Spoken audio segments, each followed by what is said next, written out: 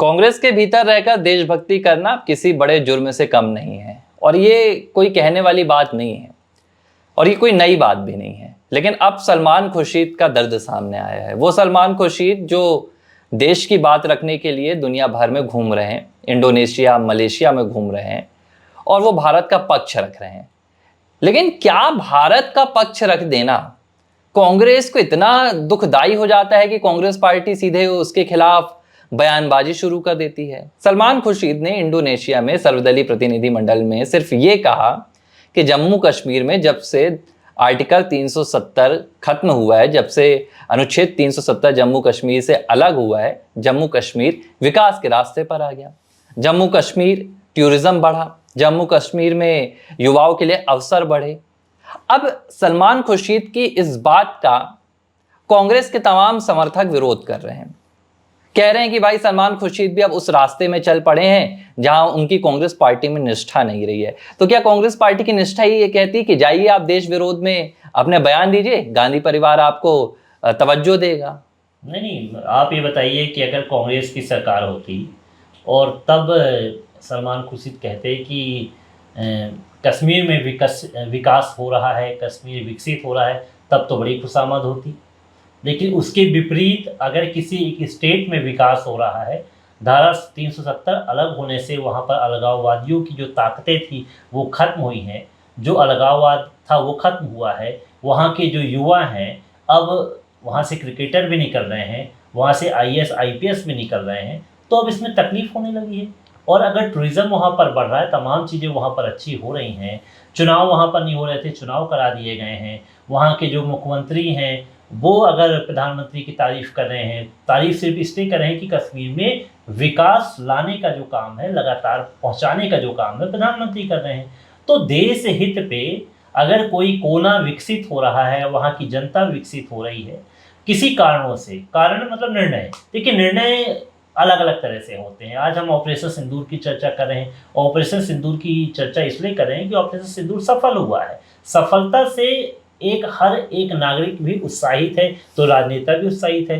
देखिए कौन ऐसा है कि अपने घर में किसी का सिलेक्शन हो जाए, कोई सफलता मिल जाए तो वो खुश नहीं होगा। खुशी होती है, गर्व से कहता है कि हमारे घर का व्यक्ति कलेक्टर है, हमारे घर की बिटिया SP बन गई है, तमाम चीज़ें होती है। तो ये आज ये जो भारत ने जो ताकत दिखाई है पाकिस्तान को परास्त करके, मैं तो परास्त इसलिए बोलता हूँ क्योंकि वो औंधे मुँह गिरा है और सीधे हमारी शरण में आ चुका है, तो परास्त ही है।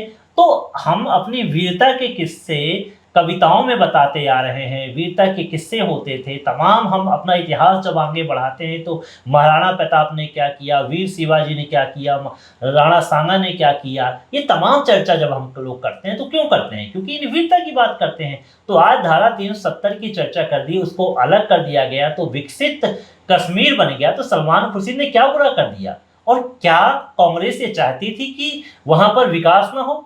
मतलब जहाँ जहाँ मुस्लिम अधिक हैं, जहां जहां पर आमदनी का रास्ता है, वहां पर विकास ना हो, यानी पंगु बना के रखने का जो काम है मुस्लिमों को, क्या वो कांग्रेस ही करते आ रही है? और सलमान खुर्शीद अगर ये बात बोलते हैं तो क्या बुरा उन्हें बोल दिया? मुझे लगता है कि कांग्रेस के हिसाब से बोलना है तो राष्ट्रवादी है।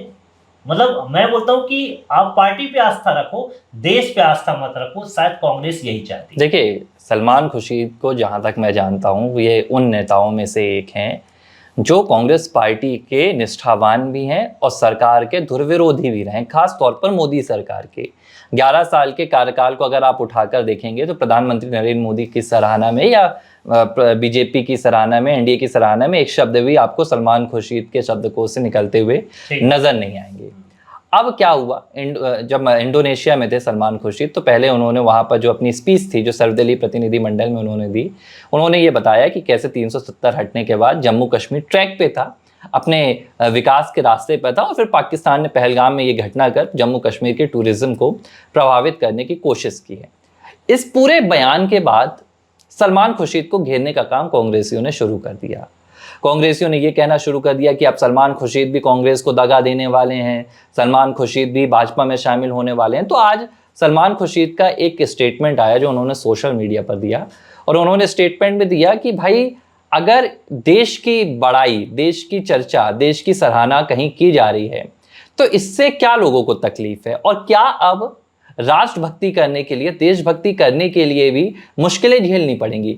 तो ये कांग्रेस में रहते हुए उनका सवाल उनकी कुंठा को भी दर्शाता है। और ये सिर्फ मैं कह रहा हूं ना, ये सलमान खुर्शीद बस की समस्या नहीं है। कांग्रेस पार्टी में जो भी नेता आज गांधी परिवार की सोच, और गांधी परिवार की सोच ये हो गई है कि देश में अगर उनके सत्ता में ना रहते हुए कुछ भी हो रहा है तो वो गलत हो रहा है, अगर देश में कुछ भी अच्छा हो रहा है और सत्ता में कांग्रेस पार्टी और गांधी परिवार नहीं है तो वो सब कुछ गलत हो रहा है। ये गांधी परिवार की सोच बन चुकी है, और जो कोई भी इस सोच के विपरीत जाएगा उसके साथ यही किया जा रहा है। आप देखिए किसके साथ हो रहा है, शशि थरूर के साथ हो रहा है। शशि थरूर एक तरफ प्रधानमंत्री नरेंद्र मोदी की सराहना करते हैं विदेश नीति पर, तो आलोचना भी करते हैं। शशि थरूर की आप सोशल मीडिया निकाल कर देखिए, हर दूसरे दिन बीजेपी सरकार और प्रधानमंत्री नरेंद्र मोदी को घेरते थे। तब कांग्रेस पार्टी ने ये नहीं कहा कि भाई शशि थरूर आप तो पीएम मोदी के खिलाफ बोलते हैं, हम आपका सम्मान करेंगे। लेकिन यही शशि थरूर अगर राष्ट्रवाद के चलते अगर देश के लिए दो शब्द कह देते हैं तो कांग्रेस पार्टी कहती है कि भाई आप तो भाजपा ही हो गए, बीजेपी के सुपर स्पोक पर्सन हो गए। उदित राज जैसे नेता बयान देते हैं, और ये हर नेता के साथ हुआ कांग्रेस पार्टी में। अब आप किसे कहेंगे, गुलाम नबी आजाद जिन्होंने कांग्रेस पार्टी छोड़ दी, या अब सलमान खुर्शीद के साथ भी आप यही कहेंगे? होता ये कि कांग्रेस पार्टी सेट करती है कि गांधी परिवार ने आपको कहा है, ये लाइन आपको कहना है।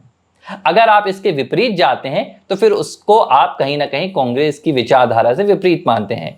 अब यही कांग्रेस पार्टी में मुझे लगता है कि हो रहा है, और अगर आप यहां से विपरीत जाएंगे तो फिर आपके साथ भी वही होगा कि आपको कांग्रेस विरोधी का तमगा दिया जाएगा। देखो होता क्या है कि ये जो प्रतिनिधिमंडल का जो चयन किया गया था, अगर सलमान खुर्शीद को इसमें चयनित किया गया तो उनकी योग्यता के बल पर चयनित किया गया है।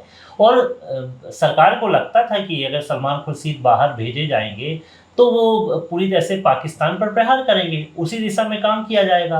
अब कांग्रेस ये सोचती है कि कांग्रेस की नेता है सलमान खुर्शीद, तो सोनिया जी के बारे में, राहुल जी के बारे में, या पूर्वत जितने प्रधानमंत्री उनके बारे में चर्चा करें। तो ये तो मुनासिब नहीं है ना कि ऐसी चर्चा होगी। देखिए बात जो एक प्रतिनिधिमंडल है वो भारत की बात कहने के लिए गया है, ना कि पार्टी की बात कहने के लिए गया है। हम शशि थरूर की भी बयानबाजी सुन रहे हैं, उन्होंने साफ कई जगह ऐसी बातें बोली है कि भाई मैं कोई यहाँ पार्टी के लिए नहीं आया हूँ ना, मैं पार्टी की बात करूंगा, मैं देश की बात करूंगा और हम अपने देश के लिए खड़े रहेंगे। वही काम सलमान खुर्शीद ने कहा। उनको लगा धारा 370 अलग होने से कश्मीर अगर डेवलप हुआ है, विकसित हुआ है, वहाँ हालात अच्छे हो रहे थे, तो उसकी उन्होंने बात की। अब तुम ये कह दो कि धारा 370 को अलग क्यों बोला गया, इस पे नहीं बोलना था, मतलब अब आपका एक एजेंडा है, मतलब आपने कहा कि धारा 370 हम दोबारा हमारी सरकार आई तो हम ले आएंगे, तो वो विपरीत हो गया। तो ये तो मुनासिब नहीं, किसी का मुंह बांध कर नहीं रख सकते। देखिए ये सब राष्ट्रवाद जो होता है ये भारत में जन्म लेने के साथ ही प्राप्त हो जाता है,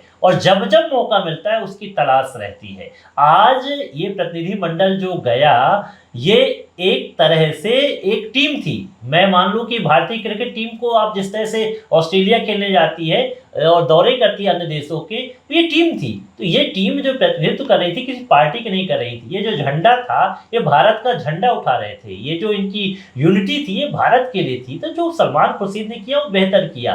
अब आप उन पे आलोचना करो, सलमान खुर्शीद के बारे में बोलना शुरू कर दो कि ये हमारे एजेंडे से अलग जा रहे हैं, तो आपका एजेंडा नहीं है, ये भारत का एजेंडा है। भारत की संप्रभुता के लिए, भारत की अखंडता के लिए ही ये सब लोग आगे बढ़े। तो मुझे ऐसा लग रहा है कि ये कांग्रेस का जो एजेंडा है खासकर अपने नेताओं के प्रति, अच्छे अच्छे नेताओं को खो देगी। सलमान खुर्शीद जैसे नेता, शशि थरूर जैसे नेता, उनको आप किनारे लाकर रखने की जो कोशिश कर रही है सफल नहीं हो पाएंगे। देखिए विचारों को कभी भी रोकना नहीं चाहिए, विचारों को अभिव्यक्त करने की जो आज़ादी दी गई है उसको मुनासिब रखना चाहिए और ऐसा होना भी चाहिए। लेकिन आपने कांग्रेस के विपरीत बोला, कांग्रेस की जो नीति है उसके विपरीत बोला, तो आप उनके धुर विरोधी हो जाओगे और आलोचना से। यही असल तस्वीर है कि वो कांग्रेस पार्टी जो कहती है कि हमने देश की आज़ादी में अपनी भूमिका निभाई, आज वही कांग्रेस पार्टी देश के लिए कहने वालों को गुलाम बनाकर रखना चाहती है। कांग्रेस ये साफ तौर पर कहना चाहती है कि देखिए हम आपके व्यक्तिगत विचार से सहमत नहीं है, आपका व्यक्तिगत विचार कहता है कि भारत आज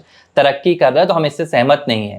कांग्रेस की विचारधारा है जो कह रही है कि पिछले 11 सालों में नरेंद्र मोदी शासनकाल में देश ने तरक्की नहीं की है। अगर आप इस बात को स्वीकार करते हैं तो कांग्रेस पार्टी आपका स्वागत करेगी। अगर आप इस बात को स्वीकार नहीं करते हैं तो राहुल गांधी तो कहते ही हैं कि भाई मैं कांग्रेस के भीतर पर जो आरएसएस के कार्यकर्ता हैं और जो बीजेपी के कार्यकर्ता हैं उन्हें निकालना चाहता हूं। तो आरएसएस के कार्यकर्ता कौन है? जिसके मन में राष्ट्रवाद है। बीजेपी के कार्यकर्ता कौन है? जिसके मन में राष्ट्रवाद है। बीजेपी का एजेंडा क्या है दूसरा, आप बताइए ना। आरएसएस का क्या एजेंडा है? राष्ट्रीय स्वयंसेवक संघ का एक ही एजेंडा है, राष्ट्रवाद, देश को सशक्त करना। तो अगर देश को सशक्त करने वाली विचारधारा से कांग्रेस पार्टी को इतनी चिढ़ है तो मुझे लगता है कि सलमान खुर्शीद से फिर कांग्रेस पार्टी की जो चिढ़ है वो स्वाभाविक है। और देखिए यही वजह है कि देश में 60 साल राज करने वाली पार्टी आज देश में पिछले 11 साल से विपक्ष में बैठी हुई है। देश समझ गया है कि भाई इनको सत्ता से प्रेम है, इनको सरकार में रहना है, इसलिए ये बात अपनी राजनीति करते हैं। देश से इनको कोई मोह नहीं है। ABC हिंदी न्यूज, आज ही जुड़िए हर खबर के साथ।